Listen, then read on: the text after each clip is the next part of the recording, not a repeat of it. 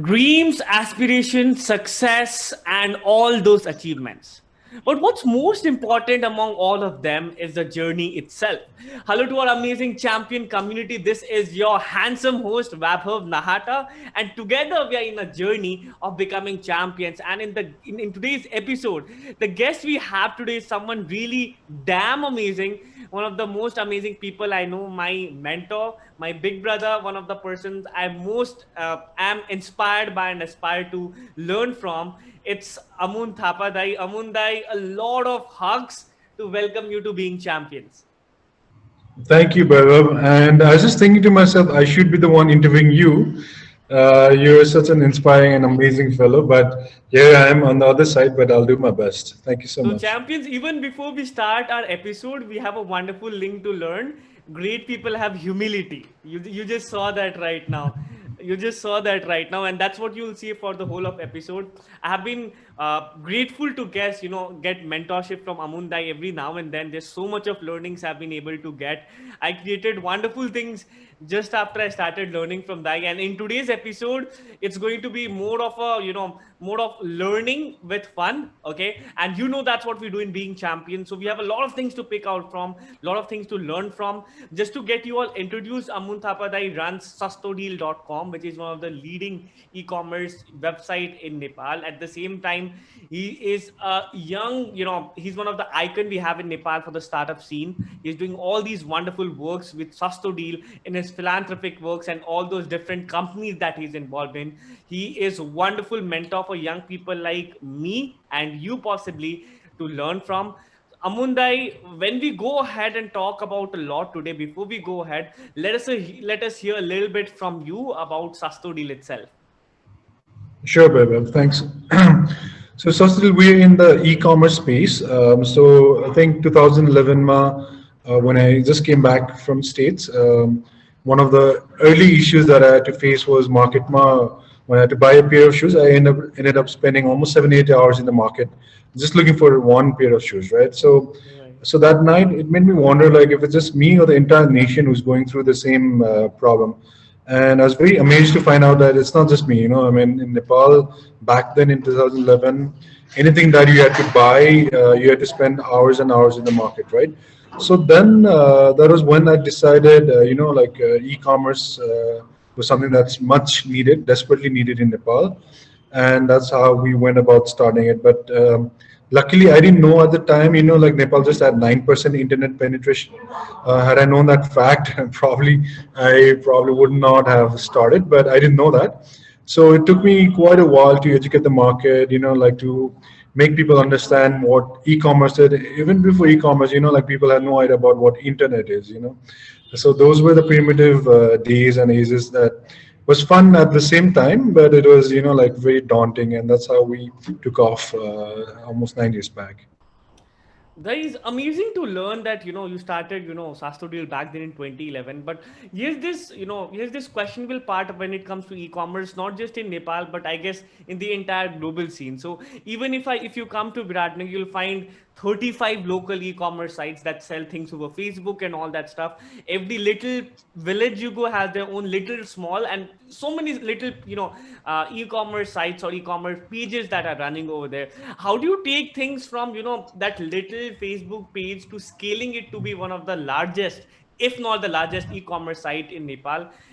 Not just that, you have been backed and you're backed by companies like Flipkart and have an amazing team working on all of that. The bigger picture, seeing the bigger picture, scaling it forward, how does it get started? How does it look for you? That's an excellent question, Bebe. So obviously, when we started way back, I was just 23 at the time, and this was one of my first startups. So like any other startup founder, like you learn by doing. I mean, you start so many things, you make a lot of mistakes, and that's how you learn. That's what I did.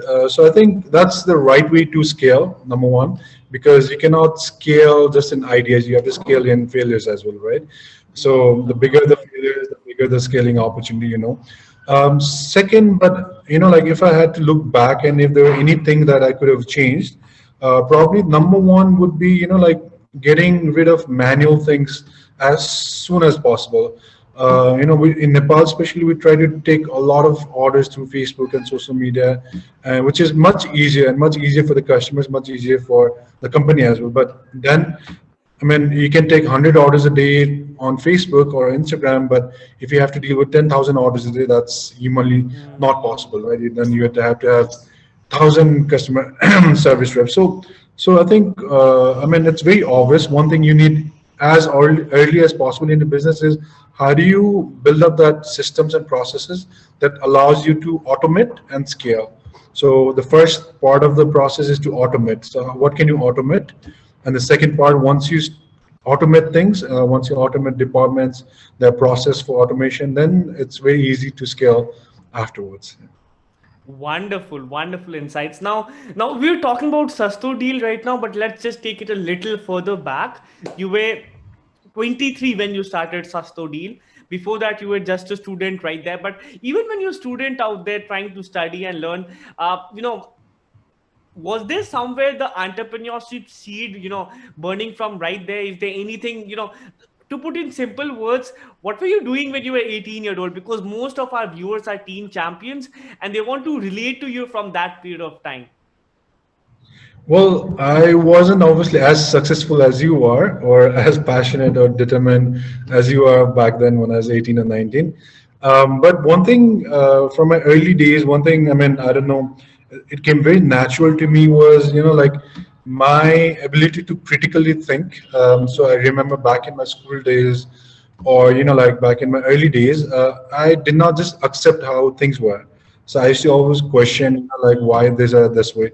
Whereas, like in communities like Nepal and India, and specifically in Asia, children are taught to accept everything, what teachers says, what parents says, what communities have in place, the rules and norms and everything. But I was the other way around. So back then, like a lot of people thought of me as someone who's very stubborn and childish or whatnot. But that, I think, was the first step towards entrepreneurship, where you don't accept how things are today. So when you do that, then you realize, okay, then there are a lot of things that you need to fix, a lot of things that people don't realize today, that it's going to happen in the future, that you need to change it today, right? Right. So Right. the like the mindset to change, I think that was the first step for me in particular. Yeah. Amazing. Now you just got the reason why my teachers hate me right now in college. Well, I agree with you completely. Like curiosity is so underrated in the society right now, in much of a global context, because I had learned it from you about asking questions as well. But the whole idea is that there are answers out there every single place, but the challenge is there are not enough people asking for the right questions. And the answers are, because we used to have the crisis of answers back then. You had to open up the encyclopedias to find out. You just go to Skillshare, take a course, and you have a beginner knowledge on this thing. The challenge is, when we got the answers in today's time, we have stopped asking questions, in a sense.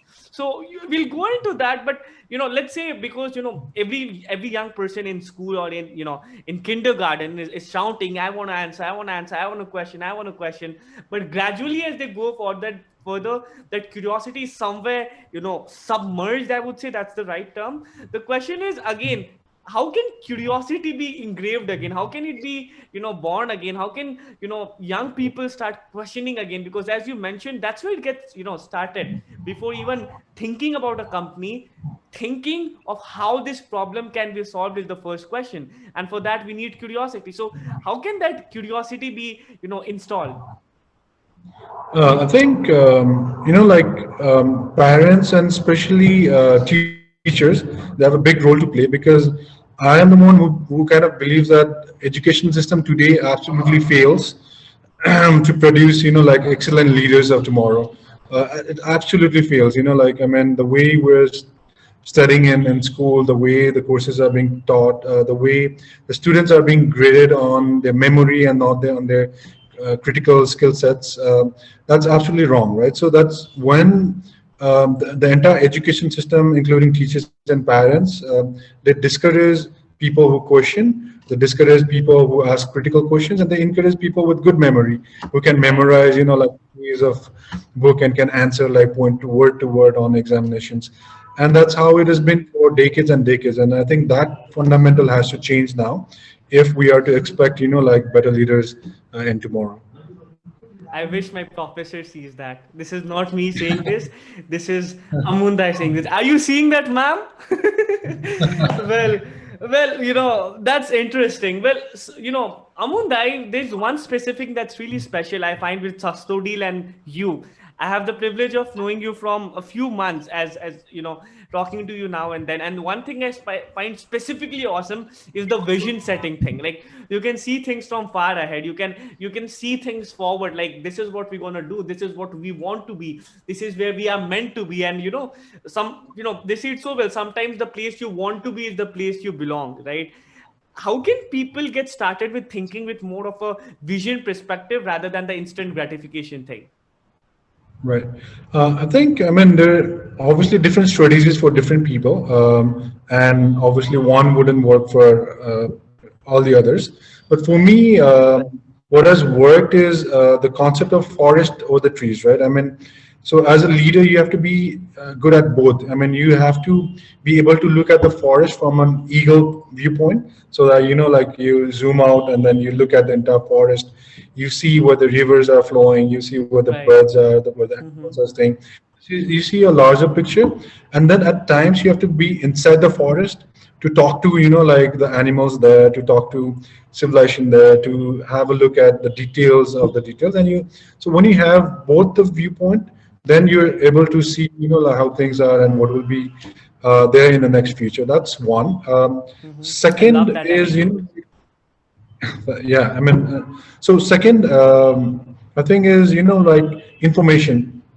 Those who have access to better information, or those who have access to like wider range of information, those are the human beings that are capable to make informed decisions about today and tomorrow. So for me, one of my morning habits is as soon as I wake up, I allocate at least 1 to 1.5 hours for news. So I've subscribed to like Harvard Business Reviews, and along with other news sources, that's global and local as well. And first thing I do is feed my mind with all this like news stories from all over the world. So rather than like feeding your mind with negative things about politics or friends or community or neighbor, this happened, that happened, as soon as you wake up, if you can feed your mind with positive things. Okay, Elon Musk is launching a rocket, like the other project is about hyperloop, the other thing is about automation and Bitcoin and whatnot. So if you're following all the news for years and years, then I think it's then naturally it comes to you that okay, what's going to happen 2030, what's going to happen 2040. And specifically if you're living in a country like Nepal, which already is, I think, 5-10 years behind in terms of tech and other areas, then already I mean, 10 years down the line in Nepal this is going to happen, if not anywhere else in the world, right? So Right. you're already ahead than other people in terms of information.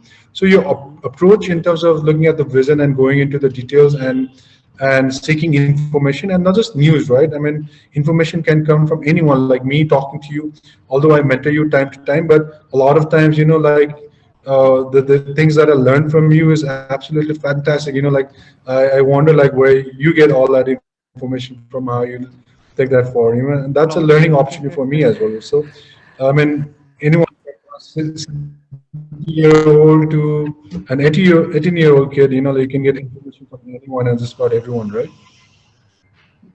Well, thank you so much for that. Thank you so much. There's a lot of insights right there. Love the perspective you put forth of the trees and the forest, and we'll definitely possibly talk about that in future if we have the time left. But right now, what's really important to talk about, and I find interesting, is you have had a wonderful journey with Sastodil, but at the same time, a lot of things into philanthropy, mentoring young people, helping other businesses build themselves, getting yourself through bigger companies like Flipkart to invest and get into Nepal market and all that stuff. The very important question I want to ask, and this is a little specific, is at a personal level, what are the three things you learned outside Sastodil, and what are the three things that you learned being a part of Sastodil and running Sastodil? Well, just a disclaimer, Vaibhav, Flipkart has not invested directly. They're more like a strategic partner to Sustainable. Right. Three things I've learned outside of the company and inside the company. That's All great. right. I don't know how to, like accurately answer that, but what I'll say this is to start out with. I think if you're an entrepreneur, then like professional and personal life is one, right? I'm someone who does not believe in work-life balance. I think it has to be balanced. It's not that you have to work all the time, but you cannot excuse me, but you cannot segregate like work from life or outside life from inside work. Right. That's not how it's going to work. Mhm. So I think one of the thing that like all entrepreneurs should be able to do is build up their resilience. That's Mhm. critical if you're working in a country like Nepal, where there are a lot of things that's beyond your control, right? I mean, the politics, the economic situation, the consumer pattern, or things like COVID and everything. So if you don't have resilience, like you cannot face those kind of circumstances. Second Right. is, like the attitude has to be right. I don't know where I read this, but ever since I've been practicing, like like in every negative you can find a positive, right? So, and that like once you have that approach, everything in life becomes positive, and that's very important for an entrepreneur to have. For example, say one of the key thing that a CEO or an entrepreneur does is to raise funds, right? Right. You go out there and then you pitch and you raise funds.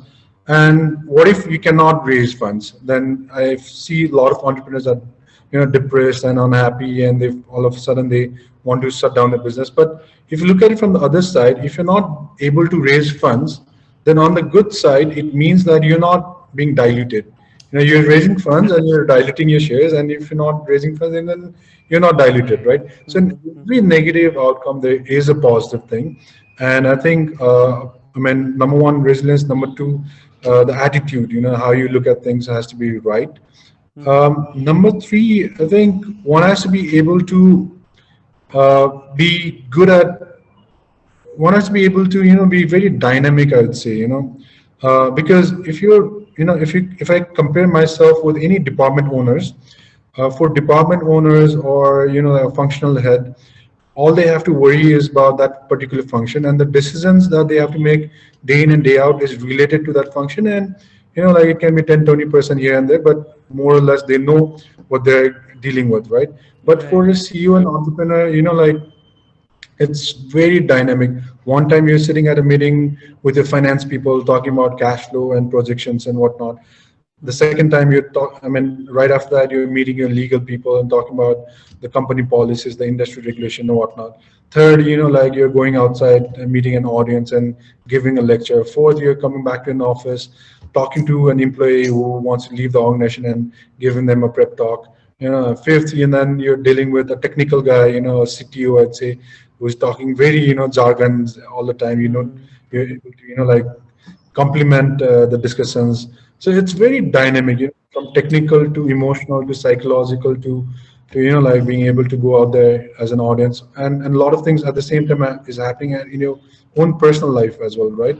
So if you're dynamic and you're able to take in all of these issues and deal on a day-to-day basis, then I think you'll be a successful entrepreneur. So I think three things for now, inside and outside: resilience, attitude, and trying to be more dynamic. Uh, that's for me. Yeah. Love that. Love that. And I'd love to take this forward, but right now we are in the end part of today's interview, and I have a surprise for you. Do you like surprises, Dai? Oh, if it's a good surprise. Well, what do you think? Am I going to give a good one or a bad one? Well, I have not sent you my bank account yet, so I don't know about that. Right. Well, that's what makes it obvious it's going to be fun. So what we're gonna do is we're gonna play a rapid fire round, and it's going to be a Oh, a little different. So what we're gonna do is I'm going to pop you up with random words. These words could be as specific as the color pink or as broad as sastudil. And the challenge is within the next 2 seconds you want to respond to it, right? And you two got to do it seconds. really quick. And here's the fun part: we have had everyone from best-selling authors to world champions of public speaking. When it comes to this part, it becomes really fun because it's so quick going on. So are you ready for this? Let me give you a disclaimer. Because of the internet issue, that 2 second might be 20 seconds, right? It might take some time for my word to travel to you. Okay. That's a good thing. You said, nah, there's a good in every bad. Very well. Let's go forth with it on a count of three, two, one. Chocolates, Romantic. money, Path to freedom. sasto, Cheap. I couldn't think of anything else. success, Inspiration shirt, to formal. hairs. Here's That's right. funny. Sasto deal. Oh, example. Amun Thapa. Um, I don't know. Amun Handsome. Thapa is That's up to you to say. Thank you so much. Vabhav. Who? Vabhav. Oh, very determined, I'd say. Well, we have the final word for you, and the final word is Flipkart. I'd say Flipkart for me is an example, a company that would like to be in the near future. Love that. Love that. Well, thank you so much for this, Amunda. It was just a wonderful interview. There's so many learnings that I personally took forth, and I'm sure the audience right there. There was so much for all of us to take away from here. Uh, what do you think about this interview? How did it go? I think it was fantastic, very short to the point. I think you asked all the right questions for your audience. There should be a lot of learning, I'd say. Thank you so much for this, Dai, and to all the champion community watching this. Remember, you're one step away from becoming a champion, and that is to get started. We had an amazing guest. There were so many things that we took out right now. I'm sure you're going to find out ways to apply it. Till then, once again, thank you so much, Amundai. What we're going to do is that in every episode, we do this shout out. We together say, "Who are we?" and shout out, "We are champion." Sounds cool? Yeah, sure. And Okay. right before that, can I give you my interpretation of champion? Yeah, sure, please. Yeah, but I was just thinking, like I mean, the show that you're running, I mean, it's fantastic. The word itself, defines and inspires a lot of people. Uh-huh. But I think a lot of youth or young minds might interpret it a little differently because champions doesn't necessarily mean, like competing with others, right? If you Right. talk to the best of the best athletes Uh-huh. and you ask, who your competitor is, and you might be expecting an answer like, okay, their competitor in name, so like, this company, that company, or this team or that team, but they surprise you with this particular answer that, they're competing with no one but themselves. That's Like right. every day you're a champion if you're able to improve, like at least 1% every day, every week, like from last year to this year. Like if you can compete with yourself and improve on a day-to-day level, then you become a champion. Because otherwise, if you're defining champion in terms of wealth, like anybody else can have more wealth than you have, or even if you're number one in the entire world, you can be number two any day, like. So if you're competing or defining champion in terms of political power, that's very Mm-hmm. temporary.